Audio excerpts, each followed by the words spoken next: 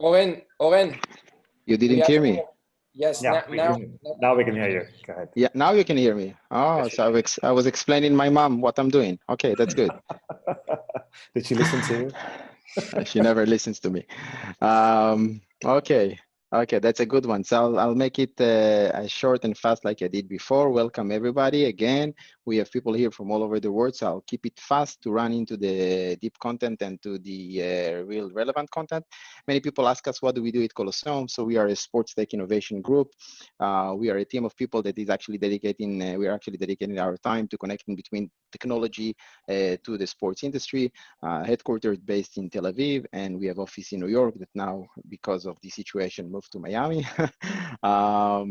So we have three main programs that are actually, in a nutshell, digitalizing our aim to digitalize the sports tech industry. This session is going to focus on the digitalization of the sports industry, and this is what we are also trying to do at Colosseum. So the first product is Cluefield, which is kind of open innovation to the sports tech industry. The general idea is to allow sports organizations, teams, and leagues to consume innovation in a very approachable way. This is Cluefield. The second product is called Winnerize. It's already in the market, and you can get into our website. It's the Crunchbase of the sports tech industry in a nutshell. And of course, there are a lot of features that I don't want to take the time to talk about them. And the third product is called SprintSet, which is actually education for the sports tech industry.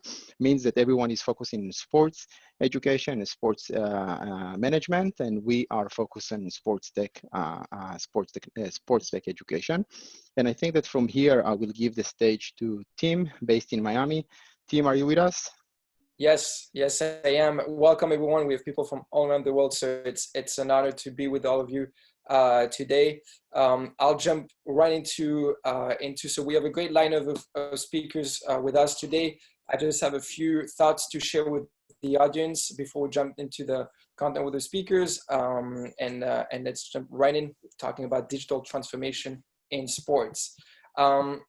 So I thought, I wanted to give a quick introduction about what we hear and what we understand by digital transformation in sports.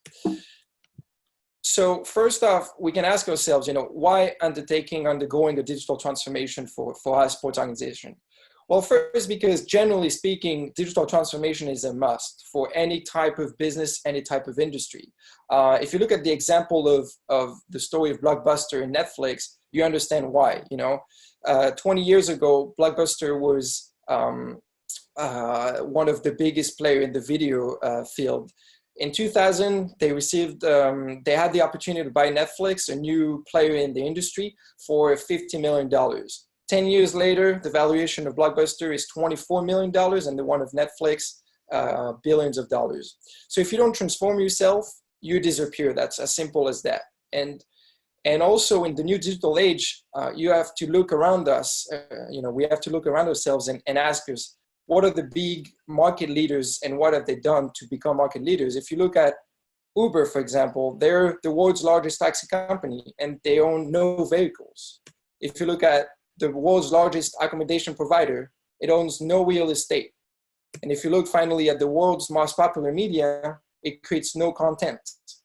So digital is everywhere and is leading the way in all industries and especially in sports. So why should we undergo a digital transformation in sports?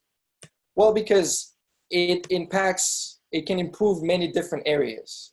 First off, digital technologies and innovation will allow you to broaden the reach of your content. New opportunities to push the sports content in the eyes of fans all around the world, partner with broadcasters on many different platform channels, all in order to reach more people and monetize the sports content. Also because it drives the fan experience, and new technologies in this field, new innovation as the whole drive the fan experience and all around. And fans are no longer just interested in the game itself, but also in all kind of experiences that surrounds the game. And we have to be able to bring all those digital experiences to this fan. Also to engage more the sponsors. The industry has been relying a lot on great corporate partners, and we have to find creative ways to engage them, to activate them in order to generate more sponsorship opportunities and activations. And finally, to generate new revenues. I mean, the new technologies and digital channels are great opportunities to diversify the scope of revenues we can generate as an industry. And finally, because we all come back to the basics, it also improves sports performance. If you're not performing on the field, then it's harder to build a successful brand. And so digital as such can also improve sports performance. So we are in an environment where we're now competing way beyond the sports industry, so to speak. We're in competition, just like Thomas Barr, the IOC president, puts it, we're in competition with the entertainment industry. And we have great examples that will follow of that new momentum we're in. And so we're competing with video games, with other leisure activities. So far beyond just sports, we need to be relevant to compete with that entire entertainment industry, of which the new players are digital based and digital born. So there are, of course, a lot of definitions of digital transformation, but maybe this one kind of summarizes it all. It will be, the adaptation of or reimagining of a business in the digital age, which could include new or modified business processes, culture, output, or customer experiences to meet changing demands. Changing demand, changing markets, changing expectations. So this is broadly what digital transformation is for any type of business. So what it means for the sports world, and I'll take the word of Greg Hepburn, the head of digital transformation at UFA, that it's not about only technology and innovation, digital marketing, it's more about infrastructure, competencies, and capabilities. And this is why throughout the presentation, I always put the word digital in parentheses, because it's actually transformation first and foremost, before we even talk about digital transformation. So in sports, what does that mean? It means impacting the organization. If you look at the new the new roles that all sports organizations worldwide are creating, head of digital transformation, chief digital officer, and I know we have a lot in the audience today that are fitting in those roles, you see that it's the whole organization that this transformation is impacting. It's also impacting the way the organization works with the outside, and we'll see in later slide on the presentation.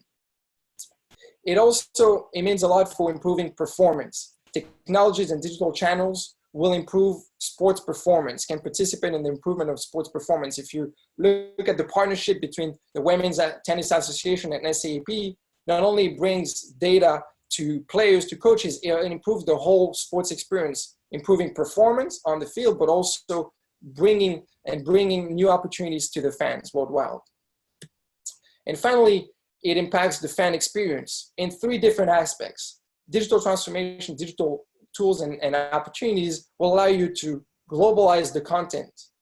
Globalization has allowed us to push the boundaries of the content of sports. If you look at even esports and the social channels of FIFA, for example, the game, they have social media channels in all languages. But this globalization of sports content is only relevant if it's coupled with a localization approach, which means customizing the experience of the fans to their geographic areas and the content they will be able to see. Look at ATP Media. You're able to watch, the best player of your own country, the one you feel more attracted to, because of your location. So they push the right players at the right moment to match the expectations of the certain local audience. And finally, personalization is key. Fans all around the world are demanding more and more customized experiences. Time for just general sports content, not customized to the fan preferences, are over. Now, what you want is, the key highlights of LeBron James because it's your favorite player, and you want the 3-minute clips that just talks about LeBron James and just shows LeBron James skills on all your different channels and all the channels you are. This is what it means for the sports world. Of course, Now that we know a bit better what is it, the question is, how do you undertake it? How do you undergo a digital transformation? At Colosseum, we think there is 4 main areas that you need to focus on. And we summarize that into the PPTC framework. PPTC, like people, process, technology, and collaboration. Let's start with, because we understand digital transformation transforms everything. It's transformation first and foremost, as I repeatedly said. So let's start with people. How do you do it with people?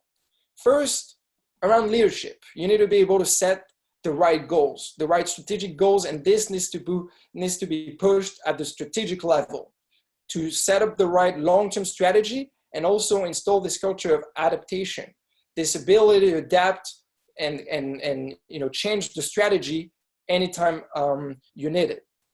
Then also the ability to attract talent. Look internally. Look at the gaps you're trying to fill in terms of digital skills or digital people. Look at how you can empower those existing employees, or also look outside, how you can attract more talented people that are digital native, so to speak. And also try to push internally this culture of try, fail, and learn, which is so important when you undergo a transformation and work on digital projects. You have to be able to tell your people, you can fail as long as you learn and improve from that failure. And then training, of course, leveraging the technology and methodology updates you can grab all around to grow the skill sets of the people that are actually implementing this digital transformation on a day-to-day basis. And then set the right ownership for those people. Set the right ownership means consolidate the teams, define the right responsibilities, and define also the right accountability process. Look at the key metrics to help people accountable for the projects they're assigned of. If you look at the second pillar of the how of digital transformation in sports, the whole business operations are changing. The whole process is moving, shifting from traditional operations, which were segmenting. You had all these areas of businesses that didn't really communicate with each other, at least were managed separately, and were more about the product-centric, more so than the expectations of the customers. So we have to move from a traditional segmented, just data-aware and product-centric model to digital operations, which are on the opposite, customer-centric, based on what the customer and the end user wants. Unified, which means works as a whole unity where every department communicates with each other and collaborate, and data-driven. Of course, the data-driven process is a long one. And to become a data-driven organization, you have to be able to go through this whole steps, which starts with data denial. And I think we've passed this stage for the majority of all sports organizations. Data indifference, not really relevant anymore. I think, and we can arguably say that the vast majority are now data aware, which means we are collecting data, and you might use data for monitoring, but it does not really base your decision on it. On the other side, you are trying to become data informed, which means managers at the strategic level can use data selectively to aid decision making, but the ultimate goal we are trying to achieve here is to become a data-driven organization, which means data plays a central role in as many decisions as possible across the organization. Every single business decision that's being made should be based on data. And why? How can you benefit from this? Well, being a data-driven organization, you will increase several key aspects of your organization. You will increase the competitivity, because in an environment where your competitors or Netflix or Facebook or other entertainment leaders, those are digital-born organizations, data-driven from day one. So we have to level up and compete with them. It will also increase the cost efficiency character of the business, because when you track the relevant metrics, you're able to adjust the investments as you speak. So if you see that you put your money in basket A, didn't really bring the results expected, then you can easily switch to another investment, which means you're more agile and you're able to adapt in real time, looking at constant data outputs to be able to adapt your audience. And finally, customer centricity. Looking at data allows you to focus on what the customer really wants and really is asking for. So this is a key point in becoming this data-driven organization. And then technology, which is the third pillar of the digital transformation. Of course, we all hear about these awesome technologies that are popping up everywhere: big data, machine learning, blockchain, 5G. Technology are not the ultimate goal. They're the enabler that will allow this transformation of the whole business. Look at what the Johan Cruyff Arena at Ajax Amsterdam did with their stadium. They're using cutting-edge technology, that's for sure, but they're using it to improve the overall experience at the arena in all aspects: merchandising, cashless stadium, for example, VR experience, so the broadcast experience and what the actual fans sitting at home will see watching game broadcasted from the Johan Cruyff Arena. 5G internet to improve the fan experience in stadium and the connectivity side of it. iTech Turf also, because on the side of performance, technology is key to bring the best out of the best in terms of performance. And then if you look at those examples, smart LED lighting and energy storage system, which means technologies is even an enabler to boost beyond just the strict sports world, but also boost an environment, a smart environment, eco-friendly and efficient. And finally, the fourth pillar of the how digital transformation relies in collaboration. Collaboration both internally, because, and now with these current times and the COVID crisis, of course, we all, putting our hands on the collaborative tools that we're all using, Slack, Zoom, but it's also the culture that we have to change. Collaborations amongst departments, communication, open workflow, knowledge management, those are key to transform digitally the organization. And also open innovation, because sports cannot do it alone. We need to find the right partners and bring the right expertise from the outside to lead open innovation initiatives that will be beneficial for the business. Look at what the Philadelphia 66er did with their Open Innovation Lab. They're able to bring from the outside the expertise they're lacking internally to build great projects and boost the business for the years to come. So of course, this doesn't come without challenges. The challenges are numerous, and I'll mention just some of them in terms of all areas that expose people, process, technology. You can be faced with a lack of vision for the leadership, just process-driven but tradition instead of data, also even a disconnected IT architecture on the technology side, even sometimes and less and less, fortunately, a culture of secrecy and some kind of inward thinking in some organization. But this is changing, but those are the challenges you might be facing. There are some tips and success principles I will quickly share with you. To be digital everywhere, to not consider that digital is just one aspect of the business, rather think it encompasses everyone. So the time that, that digital was just an office with the guys dealing with the website and the social, that was it. No, this is over, and we have to think of holistic approach to digital, allow customers to dictate the digital experiences. Look at the NHL. The NHL has a youth advisory board that tells them every quarter what they wish the NHL would do for them. This is hard to hear, but it's so important to listen to your customer on a daily basis to implement that transformation that will answer their needs. And then avoiding a big bang implementation and starting small, then scaling, focusing on key results at first before jumping into a whole transformation. I think those are just some tips and principles, success principles that I wanted to share. We have a great lineup of people that will dive even deeper into this topic. Feel free to use the chat to ask any questions, and I'll just pass it on over to Onmesh Patasarati, which is with us, and will speak about digital relevance in sports. Onmesh, are you with us? I'm indeed. Can you hear me? Yes. Excellent. Mish, just to be aligned, you asked me to put a tie, so I put a tie, but I'm still with my boxer, so you have the tie. Too much information. I feel extremely disappointed by the organizers. Firstly, thank you for the invite. Secondly, I'm deeply upset with both Timothy and Oren. I asked them dress code, and they said polo shirt is fine. And guess what? They turn up with shirts, and one of them wears a tie. Life's not fair. What do we do? Good evening, everybody from Singapore. It is about 11:20. I'm usually a very loud person, so I'll be speaking very softly because our daughter is sleeping and my wife is watching Netflix, and we don't want either of them to wake up from the bedroom. Oren, Tim, should we get some slides up perhaps? Yes. There you go. Thank you. Well, ignore the bit on the left-hand side. That's just minor detail. There's just a little bit about myself.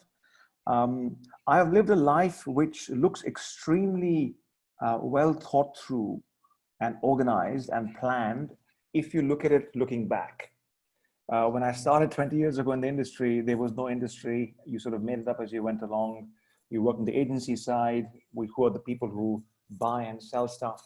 Then I went to work on the broadcaster side with different types of TV channels in Europe, the UK, South Africa, and Southeast Asia. And then I've more recently worked much more on the fund side, which is the federation, leagues, and club side, who actually have all the IP and actually have all the ability to actually transform as we'll talk. I run a very small digital boutique agency in Singapore.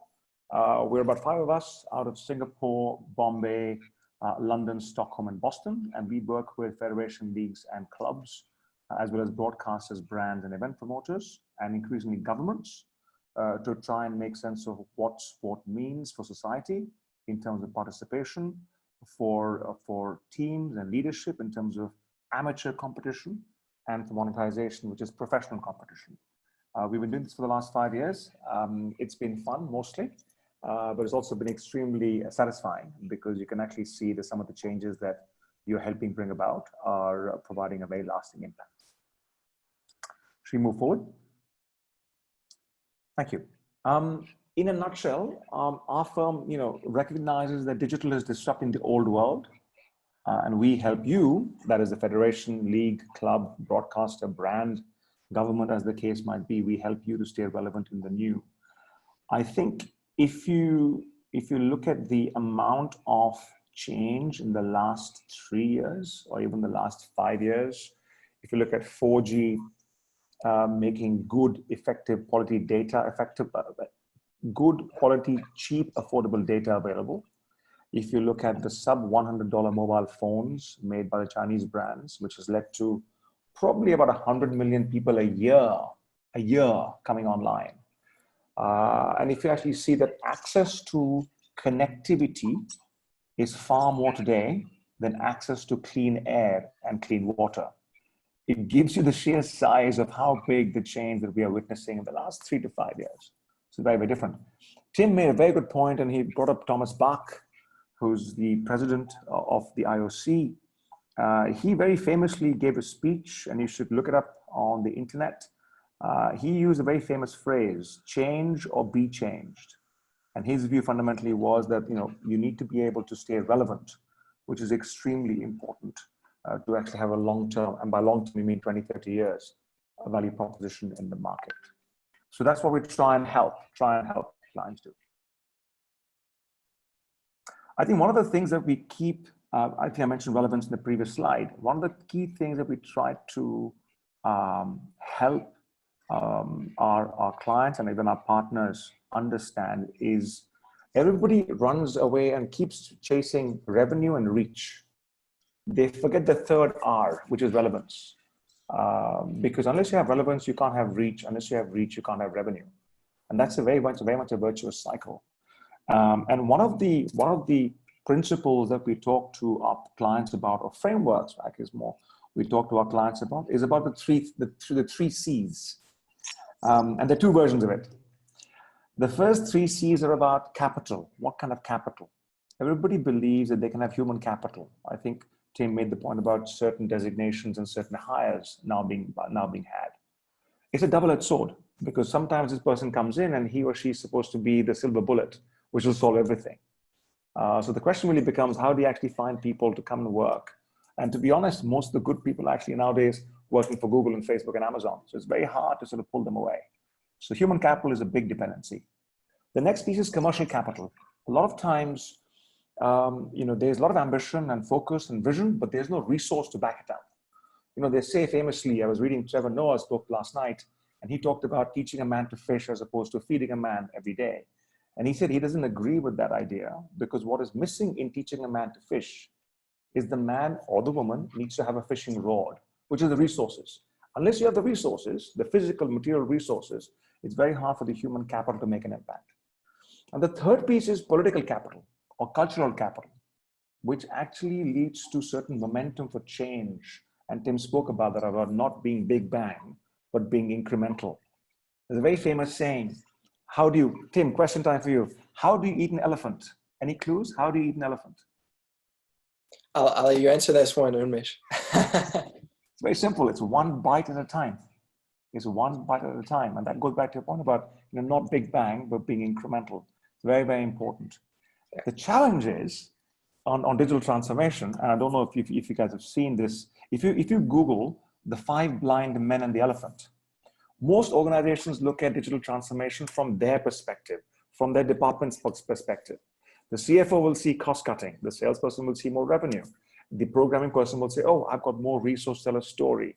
The IT person will talk about risk. So everybody is looking at it from their perspective, but not from the overall piece, which is hard, which is extremely hard. So we try and get organizations to think about digital relevance across the 3 C's: human capital, commercial capital, and political capital. The other 3 C's that we often use is also called competency, capability, and culture, which again, Tim spoke about. So if there's anything to take away from here is keep in mind the 3 different C's, which are the resources required: human, commercial, and political. And then the 3 C's in terms of competency, capability, and culture. They're very simple pieces. Hopefully they'll be able to understand a bit more. The question really becomes less about what you want to do when you want to do it. It's very much about how you want to do it, which perhaps takes us to the next slide, Tim, which is the way we tend to sort of approach things with clients. So what do? We tend to work talking about the bite-sized approach. So if you look at the top left under the define, we work on 4 to 6 week audits, or what are called sprints, or fast-paced engagements, to literally deep dive and come up with one simple sentence, which is the problem statement. A lot of times, leadership in an organization tends to define a problem statement in a very myopic manner. They don't look at it in a big picture. So these audits tend to flesh that out.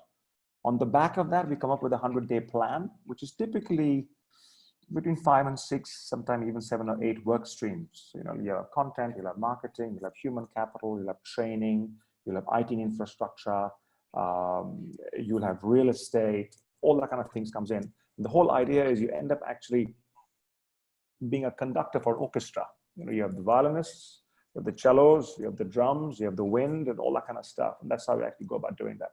But it's very clear in terms of what task for what work stream is going to be done by whom, by when. So it's very specific in terms of the execution of it. And then on the back of that, you end up doing a 6-month program. So if you sort of see from top to bottom, it goes back to Tim's point about incremental change. 4-week audit, 100-day plan, and a 6-month program. Typically, it takes about 6 to 9 months for the wheels to start turning. That, I guess, is pretty much it. We have one example. I think if you go to the next slide, Tim, thank you. If you go to the next slide, it'll just give you some example of the kind of work that we have done for different federations.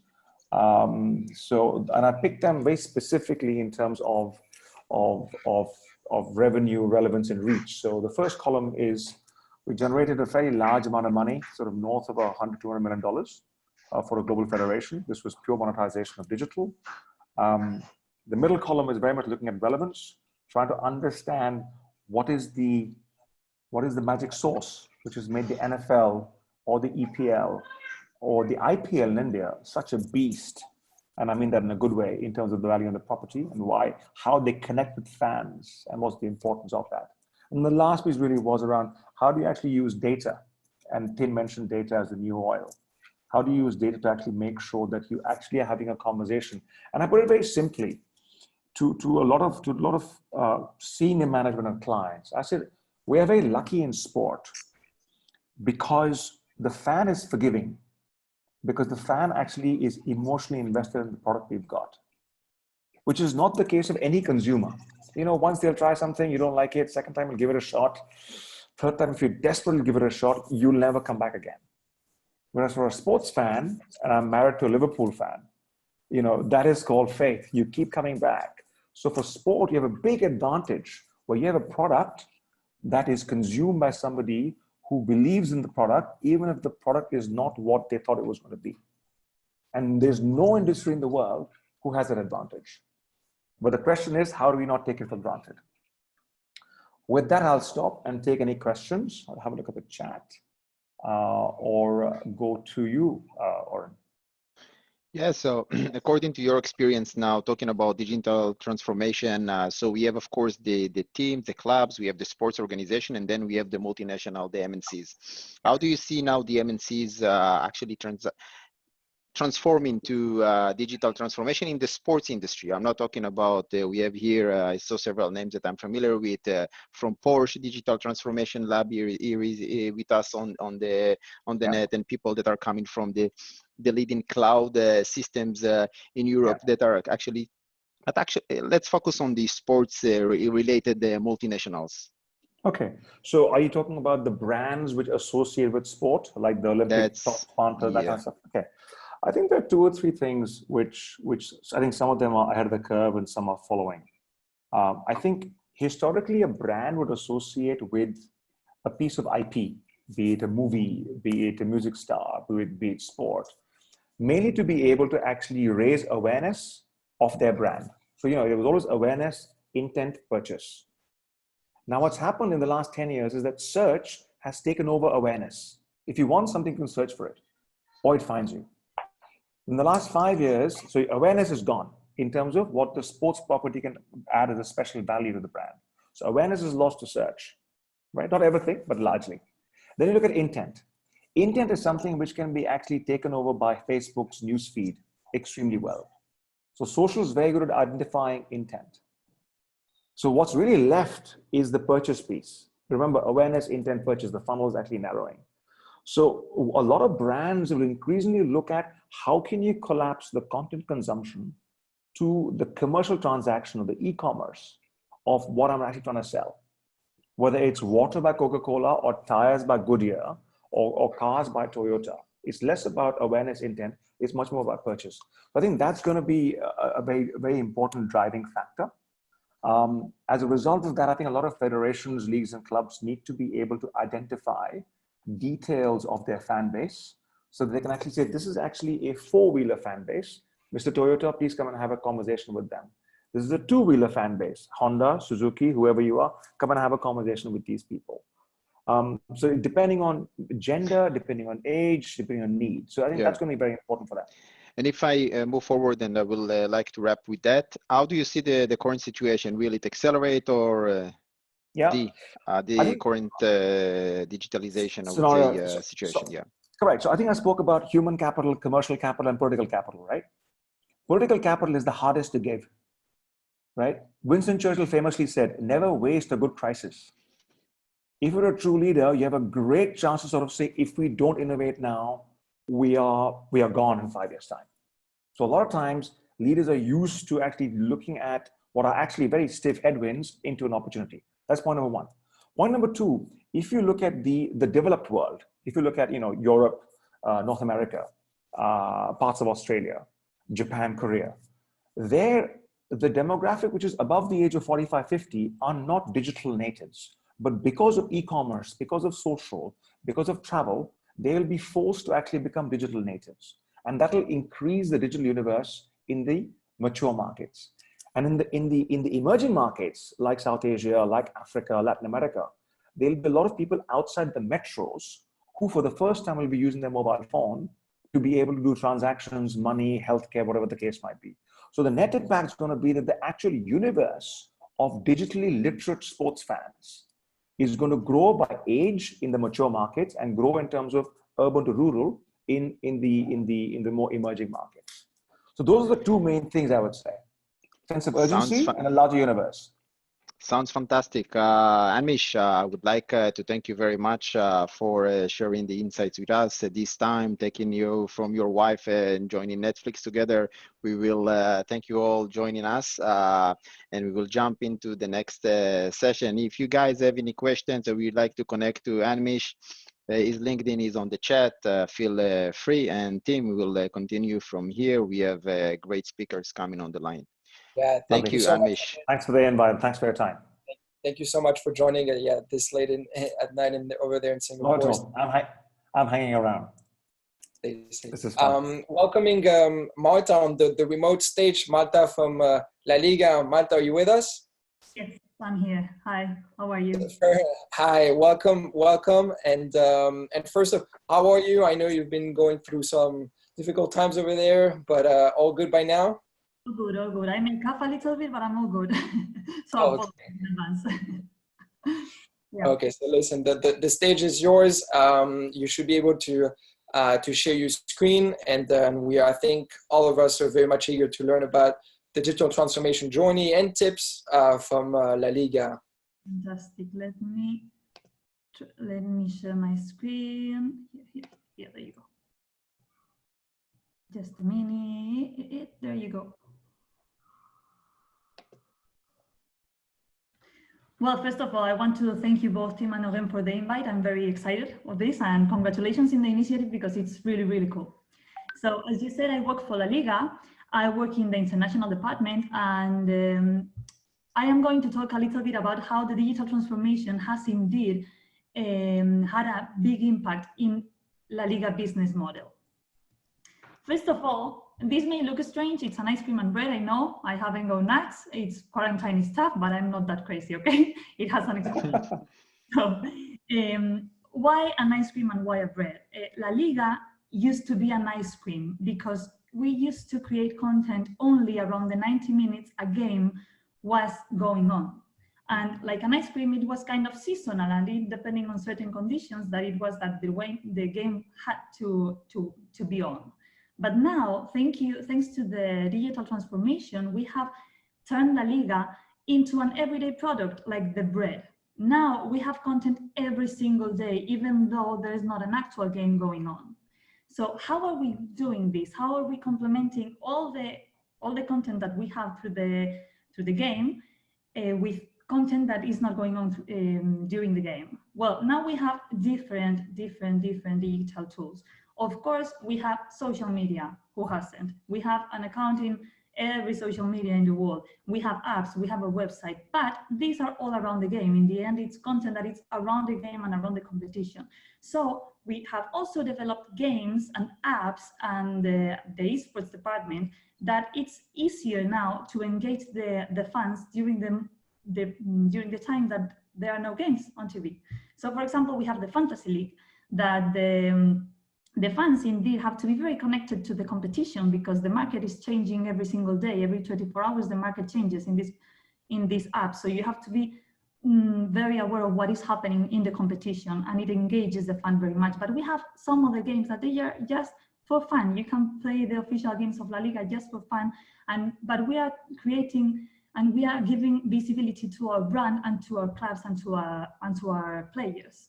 And of course, now we have an esports department because now we have also the opportunity to give the fans the opportunity of follow La Liga teams and La Liga players in a FIFA competition with official clubs of the official teams of La Liga. So what has happened is that in the same amount of time, we are creating much more content now. Before we had just a little bit of content, but now we have lots of content. So we have turned our company and our business into a content provider business. So what happened, what Tim has mentioned, that now we are not competing only with the UEFA Champions League or with the Premier League or with the NFL or with the cricket leagues in India. No, we are competing now with HBO, with Netflix, and with Amazon Prime. So now we have to put our attention, a very part of our time and attention into the content that we are providing. So all the content that we are providing is very important, and it's very important that we communicate very properly with our fans. And we have to understand that the landscape of communication has changed in the last decades. Before the 60s, it was the business with the client has a very direct relationship. It was personal, it was in a small scale. I'm thinking about a butcher that it has a regular client. He knows his name, he knows his family, he knows his illnesses, he knows everything about the client. But in the 60s, massive communication appeared, and now the communication is in a larger scale. So we lost the personal approach. What happens now? Now, in the last few years, technology has developed very quickly, and now we can approach more personally to the fans. Not obviously not as like the budget, but we can do it in a more personal way. In fact, Tim mentioned during his speech the global approach, and this is what we are working on in La Liga nowadays. We cannot forget that we are a local league, meaning that we are the Spanish Football League. We are not the World Football League. We are the Spanish Football League, but we have fans all over the world. So our brand has to be global. And to be global, we have to keep in mind that our message has to be common. I mean, we cannot have a different brand in the USA and a different brand in India. No, the brand is pretty much the same with the same values. But the way we communicate can change between countries. And what we are doing now is we are sending the same message, but speaking to the audiences in their own language. And this is important, and Unmish mentioned it, that we have to give them relevant content, because we are competing against HBO, Netflix, and other competitions. We need to give them content in order for them to spend their times with La Liga content and not Netflix content. Obviously, they are going to do both, but we want our content to be seen and to be consumed by our fans. So for us, acceptable is not enough. We are looking for excellence in this regard. So how this affected La Liga? It affected in a way that now we have an international department that has grown in the last 3 years immensely. I mean, now we have this project that is called La Liga Global Network, which is a network of professionals that they are based in different countries. Why are they based in different countries? Because we are learning about the fans in different countries. We are learning about the market. We are gathering data about the market. Why? Because we need to respect the audience, so we can create content that is really, really relevant for them, and that it engages them, and that it gives us, of course, some return on the investment. So this means that in each country we have different strategies, digital strategies. So for example, we always start with awareness, which means that we have to go to a country and we have to build first a credible identity. We have to build our brand and to identify target audiences. This is currently happening in Israel, where we have just arrived. And what we are doing is, for example, posting posts in Hebrew. We didn't do that before. Now we have geo-blogged content post in Hebrew. We are greeting the national holidays.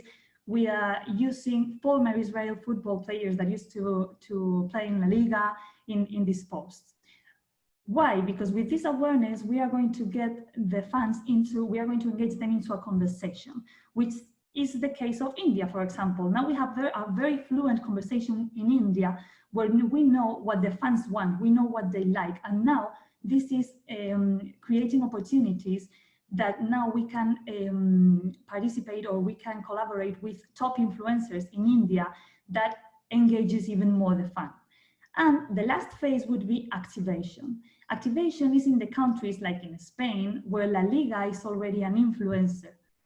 Of course, we always work the awareness and we always work the conversation, but in Spain, we already have huge awareness and we already know what the fans want. So we just need to activate. And here we access to key opinion leaders that will collaborate with us. So we are in a top position in the country. Why is this important for us? Well, I brought an example of this. You can see in the global strategy that in the global account, we posted a post about Paulinho delivering in La Liga. You can see that it's a picture of Paulinho delivering in La Liga.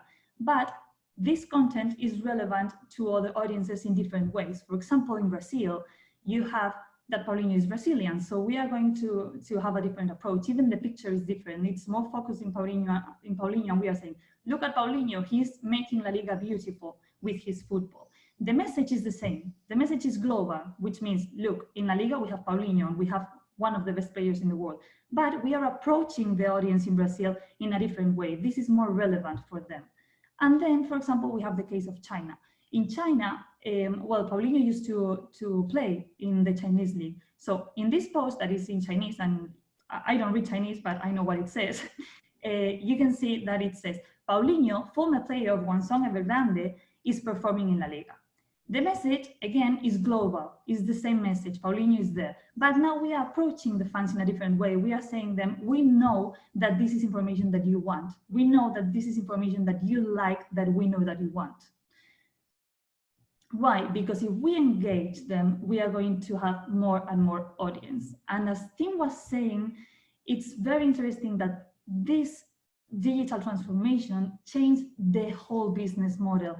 Now we are in the entertainment industry. Now we have departments that we didn't used to have. Now we have people around the world working in markets that we didn't used to have. The whole company has changed because of all this digital transformation. And this is generating a new source of income. That's why we are doing it. In the end, we are a business and we are looking for new sources of income. What are we doing now? What are we doing with all this audience and with all this engagement? We are, for example, creating digital assets, digital packages that we offer to our partners.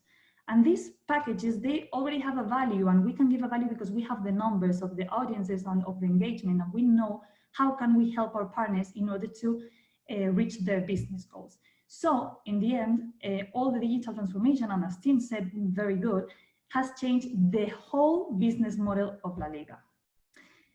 And I think that's pretty much it. I didn't want to last a lot. Yes, thank you. Thank you so much, Marta. I think those are great insights, and I think it's become clear that La Liga has almost become a benchmark for other sports organizations around the world to adapt. I will just share my screen. Yeah. So maybe we're unfortunately we're short on time, but I'll just have time for maybe one question. You, of course, present the success and this global approach. Maybe from maybe an organization perspective, what were the biggest challenges to solve? Maybe also internally. I mean, you've been undergoing a dramatic change over the last few years, going from maybe a couple of people that were dealing with international business to a complete unit spread all around the world in dozens of countries. Maybe also from the digital marketing aspect. What were the challenges from within the organization? If you can tell us maybe some insights that you faced and that you were able to overcome.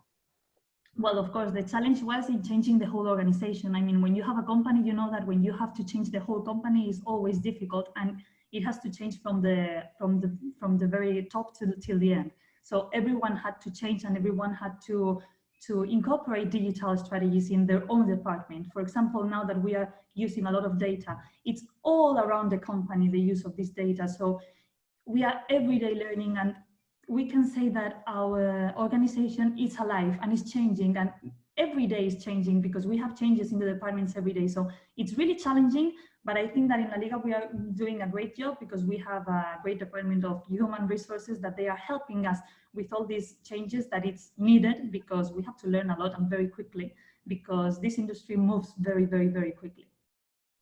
No, that's for sure. I'll just take one question that we got from the audience. Yossi from Pixela, just to wrap it up. He says, how do you measure success? That's a good question, I think, for all organizations. It's like, what are the key metrics or the key KPIs you're looking at? It depends on the market. I mean, when we, as I said, we are adapting to each market. So it depends on the market. If we are generating awareness, maybe what we are doing, our KPI is just to get more followers in Instagram, in Facebook, or in our social media. When we are already the influencers, when we are activating, what maybe our KPI is to get more money from the broadcasters or getting more money from our partnerships in each country. So it depends on the market, and it depends on the strategy of each market. Okay, maybe because we got some traction on the chat. We have 30 seconds left. I will just take one last question.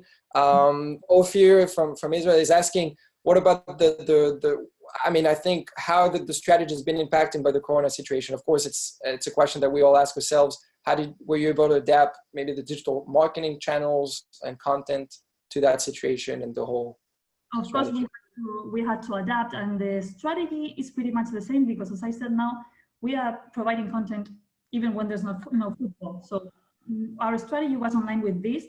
But it's true that we have made different things, but we cannot evaluate it now because we have to evaluate it when the crisis finishes, because we really don't know how did it work. But we made different things. We made a tournament, the La Liga tournament with the FIFA, with an influencer in Spain with football players. Okay, this was new, but this is something that we have to evaluate when the crisis finishes. Okay. Okay, listen, muchas gracias, Marta. A big pleasure to have you with us. And I think for our international audience, you know, we have 30 countries represented here, and it was very insightful. So thank you so much for sharing. And I'll move. Best of health, Marta. Thank you. And I'll move on to our next presentation and conversation, welcoming Federico Smagno, CEO at YLab. Hi, Federico from Italy. Hello, everyone. How are you? Good to see you. Good to see you. And Sébastien from Lyon in France. They're almost neighbors. Sébastien, welcome. Hello, everybody. Hello, Federico. Hello, Sebastian. Hello. So Sebastian, people are asking about the view. It's too shiny over there. People want to come and visit you. You should try it. Welcome. So, do you see my screen, guys? Yes. Yes. So, that guy in the middle, that little boy, is myself. And we are in the middle of the 1970s. That's a little city in the northernest part of Italy. And so I started playing football really young. I think that was when I was 4 years old. My brother's at my back. He was the goalkeeper, and we had these football teams. So football is part of my life. I started playing football in the street, as everyone basically did of the X generation, my generation. Then do you see the second slide? Just, do you see this? Yeah. Okay, so I was not sure because I was in complete view. So I was lucky enough, and maybe a bit good enough, to make it to the professional world of football. I played 470 games until Italian second division football, Cremonese. This is one of my experience with one of the clubs in Italy. And then I studied economics. I graduated while playing football, and I attended a master in strategies for the business of sports. And as I was hired by the second division Italian football league. That's the picture at the left, on the left. So at the league, at the Lega Serie B, I started working with them in 2010. And I did everything around marketing, around sponsorships, and then I specialized in the digital realms, basically digital strategy, mobile, social media marketing, CRM, so the idea of understanding fans more than creating a technology around fans. So I remember doing the first fan survey on Serie B, and then I tried to design a unified system for aggregated fans profiles of all clubs. At the time, there were 22 clubs. I also took care of the data strategy and the data rights agreement with Genius Sports around betting data. And then I was the SLO coordinator of the league. So I coordinated all the supporter liaison officers of the league. So I could see the relationship with fans from a different perspectives. Why I stress all this, just to say what I've done, because I think when we talk about digital transformation, it's all about the fans. So we said that this is a fan-centric approach that we need to have. But before having a fan-centric approach, we need to understand who fans are. What does a fan mean today? So after my experience at the league, I joined YLab. YLab is the first Italian sports tech incubator. It was founded in 2016, and it's like a player in the middle of a complex ecosystem made by sports organization on one side, players who need innovation, and players who do innovation. So startups, research centers, universities, and the investor worlds that give fuel to the system of startups. So we do everything from developing startups to assisting startups to select and scout and then invest directly in startups.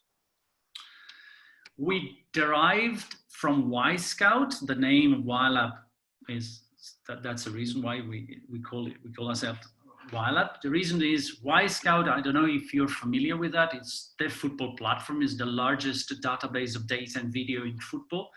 And Y-Scout's founder, Matteo Campodonico, together with Antonio Gozzi, who is a very, I would say, important entrepreneur, Italian entrepreneur, they decided to create YLab with the idea of creating a system and a place where innovation could take place and originate, and follow the example of Y-Scout. Y-Scout was founded in Chiavari.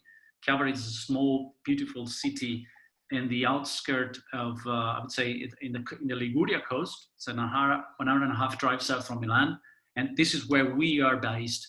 So recently, Y-Scout was acquired by the Huddle Group last year in July.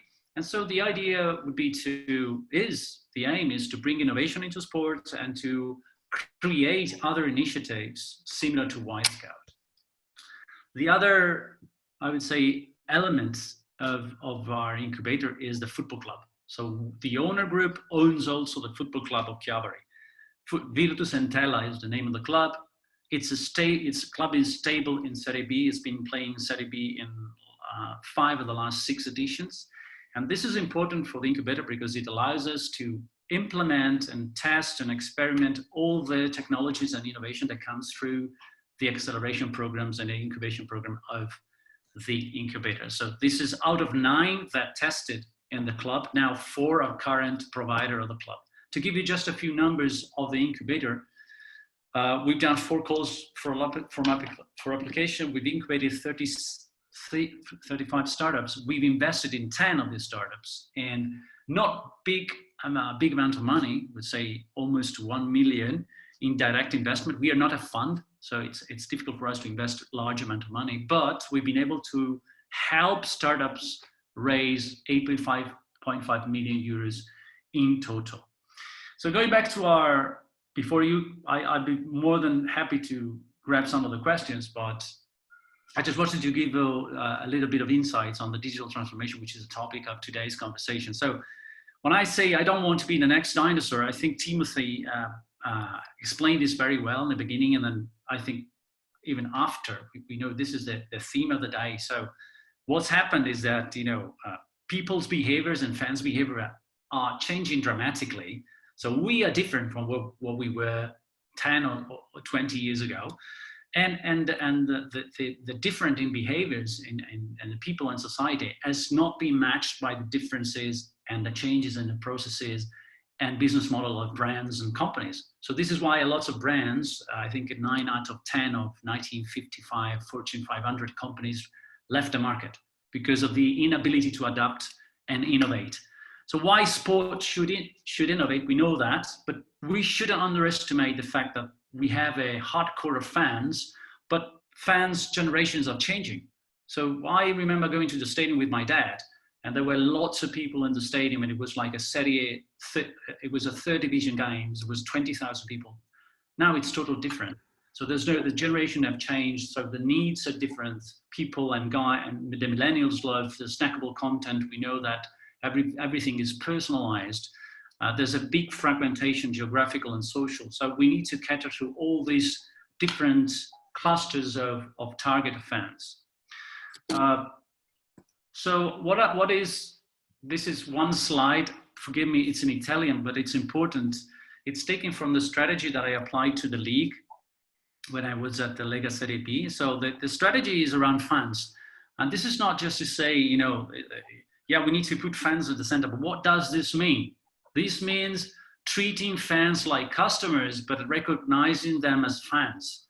And fans are not customers, are much more than customers. They can be wonderful customers, but unless we recognize them as fans, and this means to understand that for some people, the one sports organization or the basketball club or a football club is something more than a brand. It's a part of their lives. It's a reason reason of living for them. So we need to understand, if we work for a sports organization, we can't be a sports marketer unless we understand the reason behind the fan to follow a club.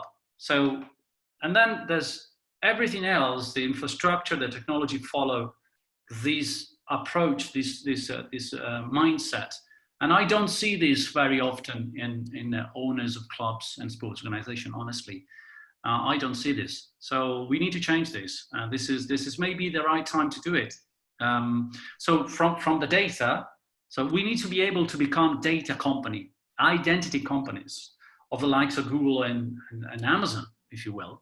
But we can't do this unless we recognize the first thing, which is not digital, it's a human. And then by analyzing data, we can offer services and contents which are directly responding to the needs and wants of people that follow us. And then of course, create a better experience for fans throughout the whole touch points. But we need to do this with passion and humanity.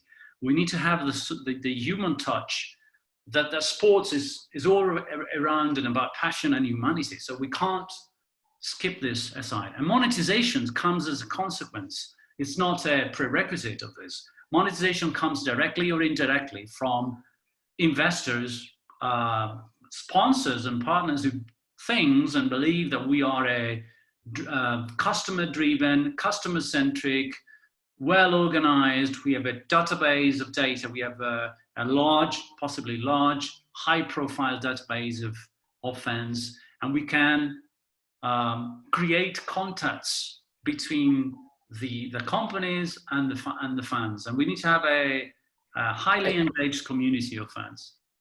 So, yes, Timothy. I think Sebastian had some questions related to this. Sebastian, do you want to? Well, I think Federico should finish first. But, I have a couple of slides, but okay. No problem. We have questions coming in as well. Yeah. Time, Tim. I just wanted to make this point. This great point of single fund view is, I think, not really achieved so far by sports organization, honestly. I raise my hands. We haven't achieved it in Lega Serie B, and we haven't achieved it in Virtus Entella. We are working towards this. At least this is maybe the average situation in not top tier football. Like now we are talking about polarization. We have like 20, 30 clubs being like a top of the world. And this is like top clubs, and maybe they have it. Not sure, but maybe they have it. And then there's all the rest of the clubs. And these clubs, even if they play top tier football, they are struggling with harmonizing data, being able to understand everything from A to Z of one single fan, which is not easy at all. And then remember this, a club is not a brand. I think this is important to understand. And this is the 3 dimension, which I wanted to highlight. So there's a sports dimension, which is scoring goals on the pitch. Then there's a more business dimension, which is understanding fans in all different levels of knowledge that we can have. And then of course, leverage this knowledge by making money and making new revenues from selling to fans.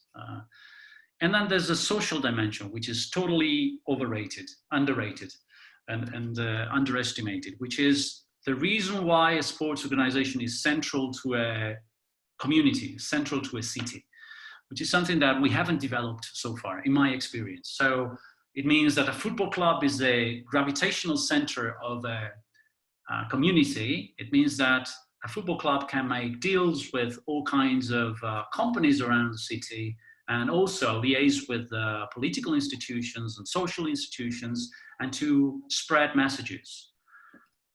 That's 2 examples. I'm doing a digital transformation program with Virtus Entella. The first thing we did is hiring a person, which is an innovation and digital manager, because we think, and the owners think, that it's more important to have people working with a project rather than building infrastructure. And then we are building infrastructure, but as a consequence of an idea starting from values, mission, vision, objectives, and storytelling. And the other is the experience that I had with Lega Serie B, which is more complex because it's like it's a league of clubs. So that's it, guys. I didn't want to go too long. Wow. Thank you. Thank you so much, Federico. Wow. You're welcome. I love your united theory of fans, by the way. I think it's a great idea. It exists in physics. It should exist in sports as well. We have a few questions from the audience. First, one question we all want to ask. which of your startup has the best outcome so far? The startups of WileUp? Yes, of course. Well, The best. I'm working very well with an Israeli startup, which is Zone 7. It's artificial intelligence, human performance risk evaluation system that allows to predict injuries, and we are working with them in Italy and Europe, and I'm having not just fun working with these guys, but I think this is the future. So I'm very happy to be working with them. The business is developing fast. Now we are in the middle of this crisis, so football clubs are in a kind of lockdown, but I'm very confident that this investment for WileUp and the cooperation that we have with them will prove successful. And we have another couple of startups that are doing very well. One is it's called Sport Clubby.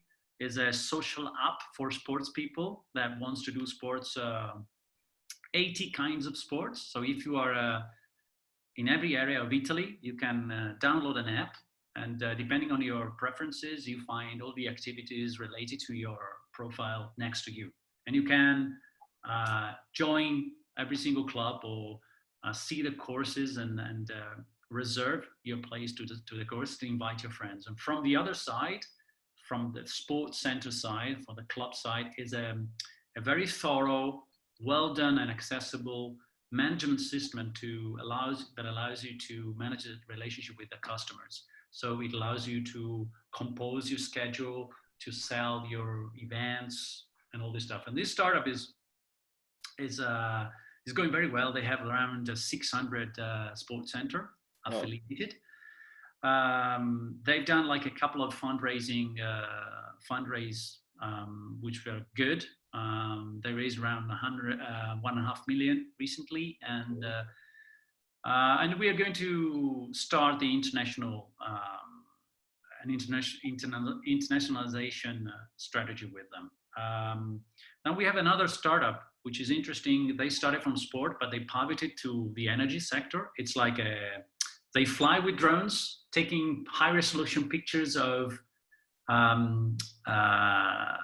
photovoltaic plants, the big plants, and then they can detect the state of health of the plants in order for the managers of these to understand if there's some hot spots and intervene in advance, so they have a savings in time and money. So this is like an analytic system to understand. It started from the idea of understanding the state of health of a football pitch, of sports grounds, but sports doesn't pay. So sport doesn't pay. So they needed to go to, in general, so they needed to pivot to, and now they are market leader for this energy sector. So Enrico, don't say it loudly that people are not going to run away. No, that's the, from a startup point of view, they know that the sports world is a bit tricky, but we love this. So these are just 3 examples, Sebastian. And just in your experience, if we have time for one other question, I know that in each industry, startups are very typical in their needs and what they do well and do what they need help for. What's typical of the sport tech startups? Where do they need to be helped? In what area? There's 2 things that they need, but this is not typical of sports tech startup. I think it's typical of all startups. They need money, and they need relationship, and they need that you open doors for them. They need clients, so they need to develop their business towards sports, which is a tricky world in some respect, and they need to raise money. So we know that we need to help them. But I think apart from this, which is true for all startups in the world, I think we need to help them understand how is organized, how the sports world is organized. The sports world is different from any other worlds. We need to understand, that the sports people, sports owners are not like, typical owners in some respect. So I think that our role, especially now in Italy, is to help startups understand how to deal with sports organizations that have different agenda in many different cases than other sectors or other industries. But I would say it depends on the stage of development of the startups. But in general, they would need, you know, to liaise with sports people, because this is not easy for someone who don't know them, and raise money that's necessary for development. If I will jump, Tim, just for a second, Michael is here with us. Michael from Sports Tech Tokyo Initiative and from Scrum Ventures, so we can share as a VC that invests also in sports how not easy is it from the side of entrepreneurs to actually raise the money for sports initiative, and the challenges, you know, are like any other startup from any other field, but here it's challenging, sometimes even more. Yeah, I would say, sorry. I would say that the most important thing and difficult thing is to open the minds of sports people to accept technology and innovation. So if sports organizations are more open to innovation, then of course sports tech startups are more likely to succeed. When I speak, when I liaise with sports organization and I explain, you know, we have these startups or there's this technology. And if there's attention, if they pay attention, if there's the interest, there's development. If there's no interest, they close doors, there's no development. So I believe when we will have a new generation, with new generation of managers, with new generation of coaches, with new generation of players, with a higher acceptance of technology, everything will be easier from this perspective. Maybe Sebastian, thank you for that. We have time for one last question. We have an interesting one, I think, from Naivedi in the chat. Speaking about Atalanta Bergame, there were, maybe Sebastian, you want to jump on it? Is it for me? I think it's on mute. I'll just read it then. We had a question. Yes. There you go. Atalanta is probably having the best season for some times, but what kind of digital strategy would you implement to counteract the disappointment due to the COVID-19? Well, it's difficult, very difficult question. The COVID-19, this kind of crisis we are living in, has done two bad things. One is completely separated the physical element of the sport. So when you see, you know, players scoring goals, or they celebrating together and celebrating with fans, you know, this is what football is about, what sports is about. We are not seeing this, so it's difficult to replace this. We are seeing, you know, all kinds of efforts from football organization to create contents every day. They try to liaise with their players. Everyone is producing content from home. We are tapping into the esports world. We are trying to deliver content because there's more time now. But that's a crowded environment because everyone is doing content. We are doing contents. Everyone is doing content. So there's a bit of noise. So honestly, I don't think this will ever substitute the thrill of watching games and experiencing games. So we just need to wait till the season starts again, I would say. It's difficult, honestly. And then the digital strategy goes beyond COVID-19. It's like a long-term shot. It's not short-term. So you should go to and I would say look at 2 or 3 years in advance and see what we can do as an organization to move from where we are now and where we want to be. But Atalanta is a great club. There's a great connection between the Atalanta club and the people around Atalanta. I live in the province of Bergamo, so strange. I'm not an Atalanta fan, but I live 20 kilometers from Bergamo, and this is a red zone of COVID-19. So, and Atalanta is a great club, and I've seen it in Serie B. They had 22,000 people in the stadium, and now they have 30,000 people in the stadium just because the stadium keeps, is not bigger. And they play wonderful football. So it's like those great time. I don't think it will be repeatable from them, honestly. Well, thank you so much, Federico. I think that answers the question. It's true. It's a difficult one, and Naveja answering it, I guess. But it's so difficult with the COVID-19. I'd like to thank very much Sébastien for moderating this conversation. Sébastien is also innovation lead, mastering innovation strategy for corporate innovation in France and in Europe. So you can also get in touch with him on LinkedIn to discuss.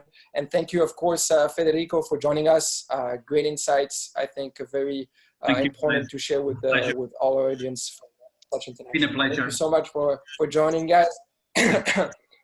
and I'll welcome now Ohad Kristal from Fanatics, that will also share the case study of the Israeli football leagues with Moti Bronstein. Welcome to the both of you guys. Thanks for joining. We also have Michael on the line that can jump in any second to ask any questions, and then Owen also will moderate the conversation. I'll leave the room for Ohad maybe to share a few words about Fanatics, and then to deep into the case study with the Israeli league. Welcome, guys. Thank you so much. Hi, can you hear me? Can you hear me, Timothy? Yeah. We can hear you well. We can hear you well. Great. All right. So hi, everybody. I'm Ohad. I'm the CEO of Fanatics Club. And I will delve right into it because we don't have too much time. Moti from the Israeli League will speak right after myself about our case study together. So let me see, how do I share my screen here? Just a sec. Just a second. Right on the button to put the share screen. The green button? Yeah, right. Okay. Yes, I'm here. I'm with you. You see my screen? Yes, we do. All right. So basically speaking, people spoke here about fantasy and content and creating content throughout the season. Marta from La Liga has talked about their fantasy, and we agree. We agree. Fantasy. I would say that the Americans have managed to create a $6 billion industry throughout fantasy, and somehow the soccer, the football, was being left aside. It's true that some leagues have their own fantasy platform. Of course, the big leagues, the English league, the Bundesliga.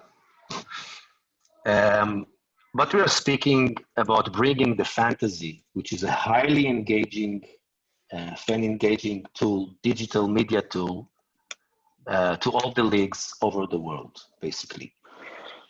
So after realizing the missing points of what we call the classic fantasy, we have invented Real Manager. Real Manager is an enhanced version. It's a multi-platform version of the classic fantasy league. So the fact that we are adding to this platform gamification features encourages our user to use the application every day. Actually, 20% of our users using the application, the game, several times per day, every day, throughout the whole season. So for those of you who doesn't really sure what fantasy is, I would just give you an example. I hope you will be able to see. It's a graphical example. Basically, in the heart of the fantasy game stands we call it the real fantasy game. Why it's real? Because in real life, this player, which is an Israeli player from the Israeli league, he scored a goal, assuming this player is on my dream team, my favorite team, which is composed of many players from all over the league. In case this player scores a goal, I will get some points for it. All right? And this is basic. It's true for each performance that my favorite player has done.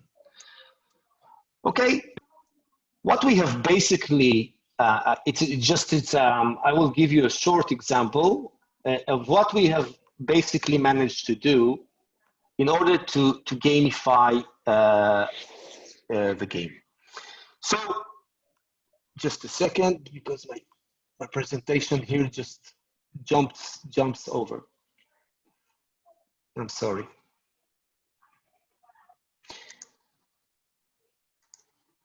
Okay, sorry, let me go back to the, I will later show you some gamification examples. So basically, Real Manager takes the classic game of fantasy, which everybody of the has its own dream team, and adds to it gamification features. But moreover, it enables leagues to have their own localized league within a single platform. That is, we are working with several leagues. The Israeli league is a major customer of ours. It's the first customer. Moti will later speak about it. But since then, we have 4 other leagues, which we work with them in an exclusive partnership. And we fully localized the game for them. In order for them to have a fantasy game for their fans, we are fully localizing the game, enable their fans to create private leagues, you know, friends with other fans of the same club. And we are taking fantasy to the other level, meaning we are treating it as if we are talking about real, I would say, a casual game like you all know. We are using data analytics to drive the users to more engagement. And finally, of course, to make our revenue and the league's revenue higher. Basically, if I would say it in a simple way, we are able to monetize the league's assets. And we are doing that by basically taking the league assets, which are basically, I will delve into it. So basically, the league has several assets which we are able to monetize. So what are those assets? Are basically it's basically their official assets. What are they? Basically, you have the pictures of the players. You have the emblems of the team. Here you can see an emblem of Club America, which is a Mexican team, which is one of our clients, the Mexican League. And they use the official logos. We are able to use the official data of the league, meaning all the statistics that are composing, basically, in essence, it composes the points mechanism for our users. And maybe the most interesting thing, we are able to use their official media channels. So we are using all the digital media that is already active with the league, you know, the Facebook, the Twitter, the application, the Instagram, and we are delivering content basically on daily basis. So we are seeing a significant just let me show you something which is like, will demonstrate it. We're seeing a significant increase in the fans' engagement throughout the whole week. And the gamification itself gives us the power to control whenever we want. Let's say we have a week which is slow, for example, or a period which is slow, which is people has to stay at home, or, you know, like these days when the football will go back, people will have to stay at home. So we are able to create for them a game within a game. I will give you just to make it short because we have Yeah, a very we short have time. we have to jump on Ohad because I want to leave some space for him to react how we actually implement this amazing solution. Okay. So if it's okay, we'll jump into Ohad's point of view on that as someone that actually lead the league's development. Ohad, are you with us? Moti. Moti, of course. Moti, are you with us? Yes. Hi guys, thank you guys for having us here. It's really nice to see, thank you Coração, it's really nice to see all of these familiar faces. Some transparency first. I would like to emphasize that I'm not in San Francisco at the moment. I'm actually in the outskirts of Tel Aviv now, locked in my working room with the hope that none of my kids will burst into the room. So no one should envy me at this moment. So I will try to tell briefly about our relations with Fanatics and the way we work together and what we as a league organization are gaining as a result of this cooperation. So I would start by mentioning that our relation with Fanatics, or with Real Manager company, is more than a simple supplier and organization relationship. The Israeli League is a shareholder of Fanatics. We hold some of the shares.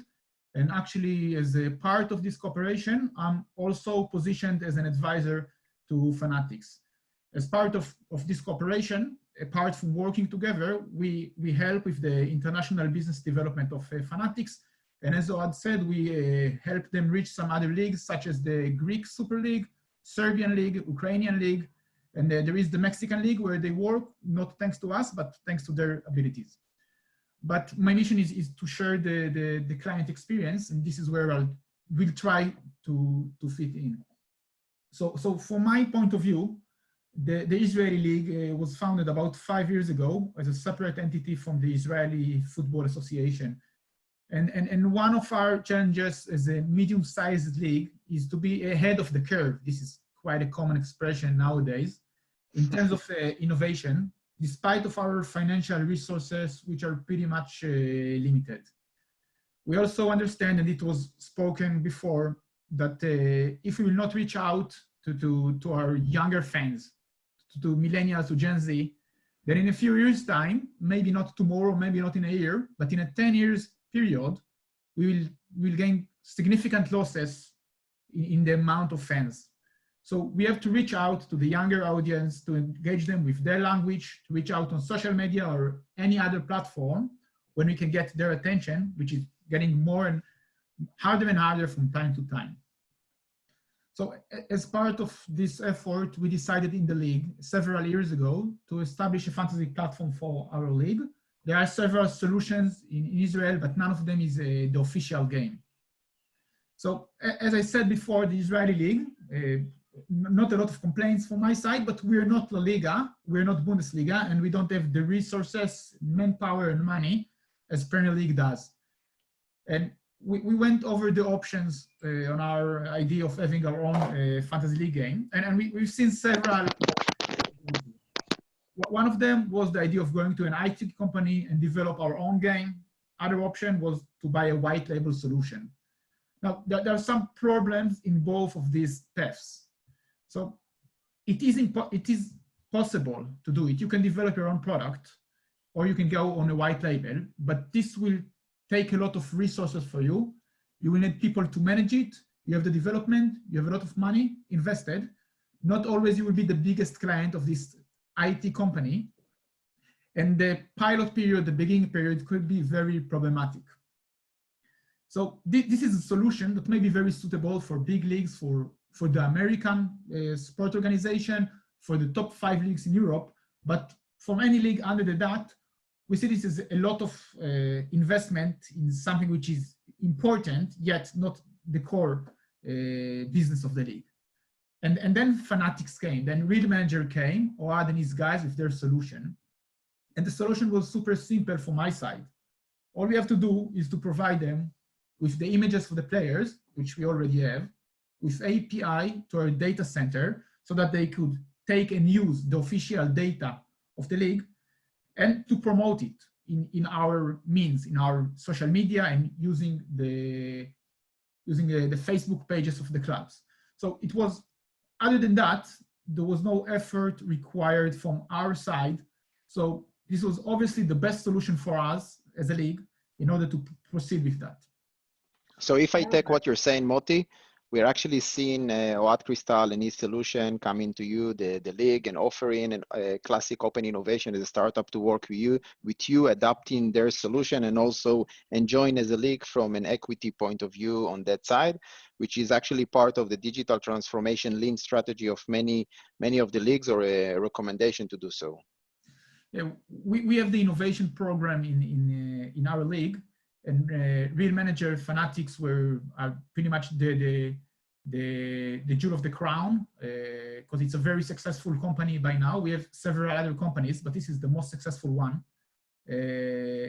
And for us, the equity was part of development we were giving them, but the model to other leagues is not about equity, and maybe Oad could further elaborate, but they come to you, they install everything for you. You need to do basically almost nothing. This works. And furthermore, they generate revenue and share that with you. So not only we don't have to pay for this solution, we can get money as a result of that. Classic win-win situation, which I think that it's a recommendation for many of the leagues to adopt, and many of their startups to think through this model. Yes. Yeah. One?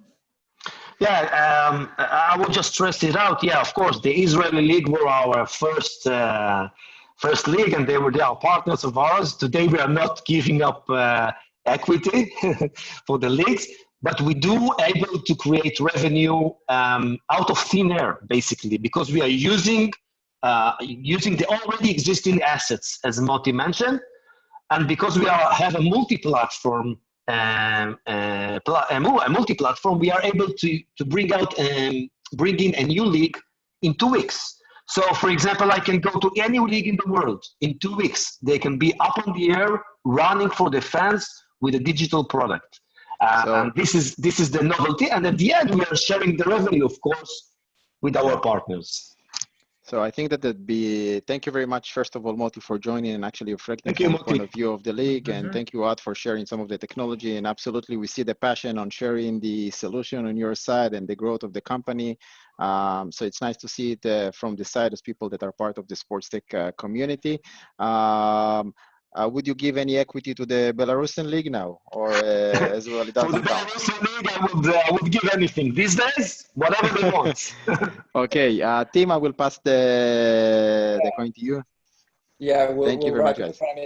I just wanted to thank you, Oad and Moti, for joining. I think it's a great example of a successful collaboration. And in the introduction presentation, I outlined how the league should be open-minded in culture and be open to accommodate those emerging technologies and solutions. And I think on the other side, as Federico mentioned, the startup themselves need to understand the language of the league, so that win-win partnerships can arise. And I think this is a great example of it.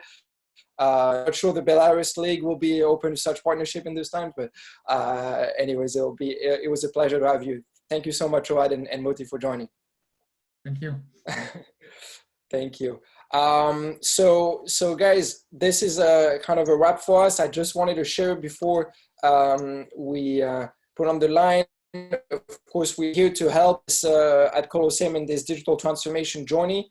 Owen at the beginning exposed some of the solutions we have for the industry. I just wanted to share here that Winterize is our online platform. You can basically find anything you're looking for to conduct open innovation and scout the new technology solutions and all the players in the industry that are active in this field. It's free. You can go and sign up. Feel free to sign up as soon as you hang up the call, so that we can start collaborating on your innovation projects. I want to actually explore the company one second, yes, Tim. You can explore the company that.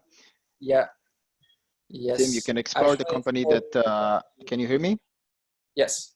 You can explore the company that Federico was mentioning, Zone 7 and actually Fanatics. All of these companies, it's actually Tim are doing now, are live, and you can see their data. To find out more about their solutions, who are the people behind us, and connect easily. Also, you can easily add your own companies. So if we have startup founders on the line, feel free to add your companies if you don't find it on the platform as of now. It's easy. You just put add your startup, create an account, and you'll be able to add your company. So feel free to join the journey here. Of course, would like to thank all of you for joining.